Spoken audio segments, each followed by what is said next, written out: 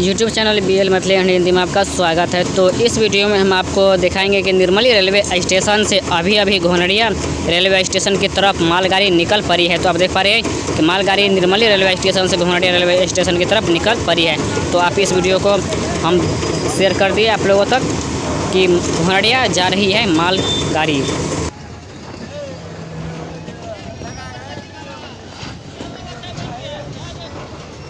लै जेते हमरा इसे लै जेते कहाँ तो जेते बेलिए तक कह दो रुकेला।